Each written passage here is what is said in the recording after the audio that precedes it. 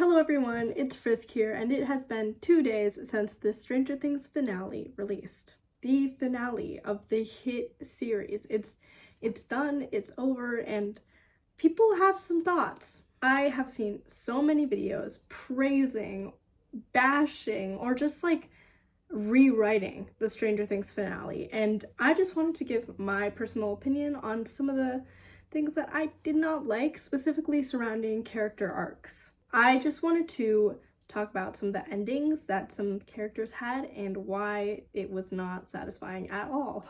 In this video, I'm going to talk about Mike Wheeler, Will Byers, and Eleven or Jane Hopper. These characters, in my opinion, did not have satisfying endings. Unfortunately, it has become clear that the Duffers do not know what to do with their own characters.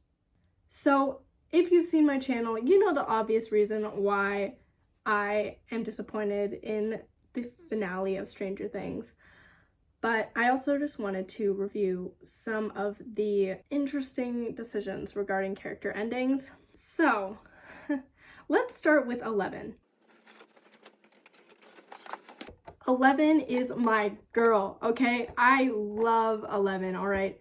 And she deserved so much better, okay? The ending she got, I mean, it was okay. I liked how it was sort of open to interpretation. I mean, I kind of figured they would go in that direction. It was a little predictable, but it was interesting, and I did get emotional when she died. Basically, like, after that, I was just, like, crying the whole time. Like, it was a good finale, okay?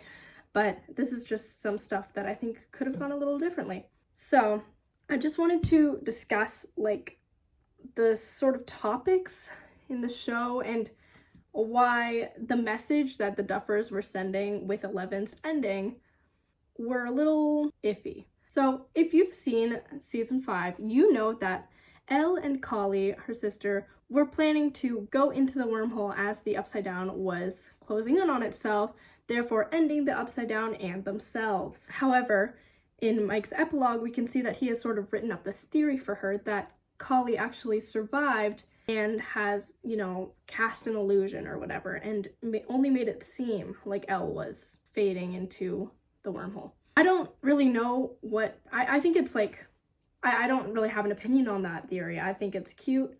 Do I think she survived? Maybe, I don't know. It was an interesting storytelling detail, and I kind of liked that it was open to interpretation.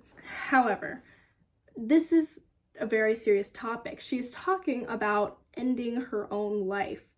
And the way that this was dealt with was a little iffy, especially since your general audience is young adults, teenagers, and children.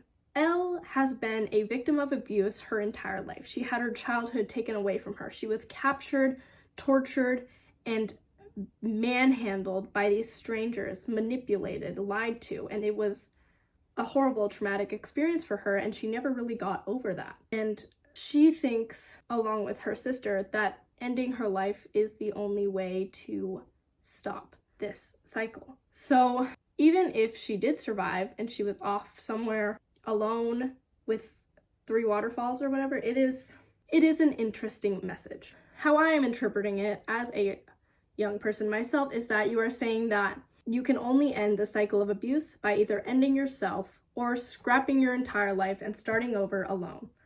That is not a good message to send to the audience.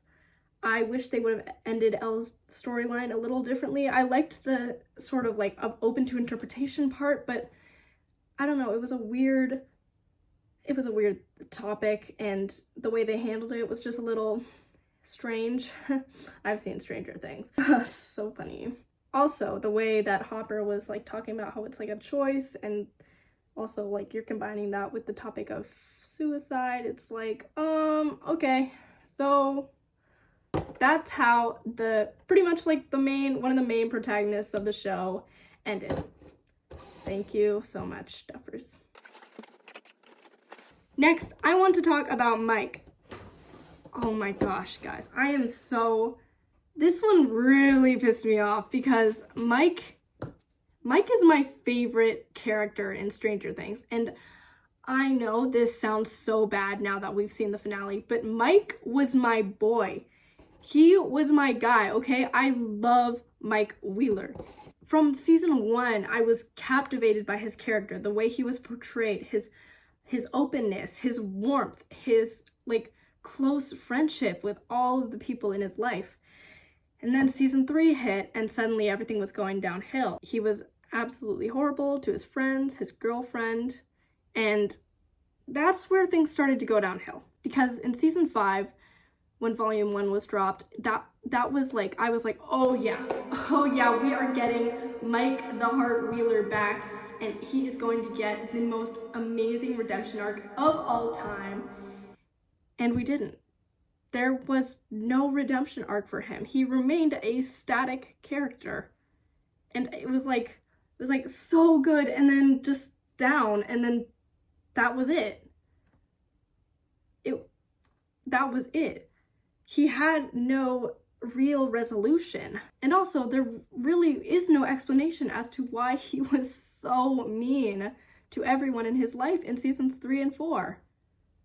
I don't even know. I thought it was going to be explained, like, if Byler was canon, I thought it was going to be explained through the internalized homophobia, because this man is the most queer-coded character I've ever seen. But anyway, I thought it was going to be explained by internalized homophobia, but no, he's actually just a mean guy. I don't know why, but whatever, I guess. So now I am just like, that was my favorite character. I would talk about him nonstop. I loved Mike Wheeler, and now I don't know if I can say the same after season 5. That heart-to-heart scene, the way he was portrayed in this season was so weird. He had one heart-to-heart scene with Will, and it wasn't even that good, and I wish they really would have discussed their relationship more, because Mike has that painting on his wall at the end. He's going to die thinking that his friend had a little crush on him, and he's, as far as we know, he still doesn't know about the painting. So yeah, okay, whatever, Mike. That was a little upsetting. And also, I don't know if it was Finn, but the acting seemed really off this season with Mike's character, especially that dialogue between him and Nancy in the finale. It just felt so forced. I'm not trying to blame the actor, because I know Finn Wolfhard can act. I'd say he's one of my favorite actors out there, and he did so good up until season 5 volume 2, and then from there it was just like, you know, where did that spark go? Like, he portrayed the character so well, and suddenly it just wasn't there anymore. And I'm partially blaming the writers, because I'm sure that he did not get much to work with, but overall it was just kind of disappointing to see where his character went. Like, I don't know what happened. Finally, we get to the one that pissed me off the most, Will Byers. So, what happened?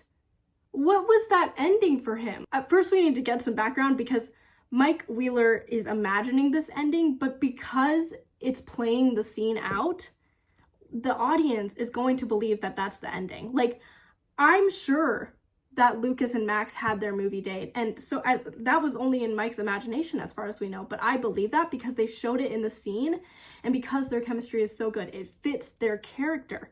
So when Mike imagined Will in that stupid gay bar with that stupid epilogue boyfriend, I like genuinely crashed out. There is so much wrong with how this character's arc ended. It amounted to essentially nothing. Will Byers, that scared, cold, minuscule human being, was taken at the age of 12 into the Upside Down, went through one of the most traumatic experiences of his life, had an abusive father, and his final ending is him in a gay bar with an epilogue boyfriend. That is like, oh my gosh, there is so many better ways this could have been written. This is so bad, you guys. This is what influences harmful stereotypes of gay men in particular. All they do is party and go to gay bars. No, there is so much more to Will's character. And what I would have done personally is I would have acknowledged the fact that he's an artist. We have so clearly seen that through all the seasons. I mean, it was established in season 1 with all his drawings, and season 5 with the flashbacks, we could see him drawing, and in season 4 with the painting. Why wouldn't they use that? Why wouldn't they say, oh yeah, he went off to art school and show a scene of him painting or drawing or whatever? And no, instead, the main focus is on the fact that he is a homosexual man. Do the Duffers even know like what messages they are sending to the audience here? Also, I want to talk about how out of character this is. Will Byers is not gonna go to a bar, okay? I'm like, guys, when you picture season 1 Will Byers and you picture whatever the freak that was, that is not the same character. And it is so sad to see that the audience like knows Will's character better than his own writers. And it's like, what are we doing here? And also, wasn't Lonnie, his dad, his abusive father, an alcoholic? What? No way is he going to go drink and smoke at a bar after that. That is like so messed up. It's driving me crazy. So that was like extremely infuriating to me. Those characters all deserved so much better. Their endings were not wrapped up satisfyingly. Their arcs were not completed all the way. Will had something so strong going for him, and it was just snatched away. Season 5, episode 4, Sorcerer, we were all waiting for that badass, like, butt-kicking Will Byers with his new powers, and it never came. His arc just ended there. And so now the last impression that the audience is getting of him is him in a gay bar with a epilogue boyfriend. That is like unbelievably sad. When I think of like season 1 Will seems so different from season 5 Will. Like, it's really bad. I'm gonna say it. These 3 characters all deserved better. These 3 characters all fell off. Their arcs were not complete, and they were mistreated horribly by their own creators. I don't know if there's any way to make this better. There's no way to sugarcoat it that was a monstrosity of an ending for those 3 characters in particular. So that's how I'm feeling. If you want to see like more reviews of the finale and just how like unsatisfying it was, I would go check some other ones out. I like physically cannot bring myself to rant about all the issues with the finale that I had. So many plot holes, so many issues. The monster was killed way too fast. Like, what? But anyway, those are just my thoughts on how the characters ended and why it was awful. And I don't even know what the Duffers are doing, because what are you doing? Like, anyway, thank you for watching. Bye.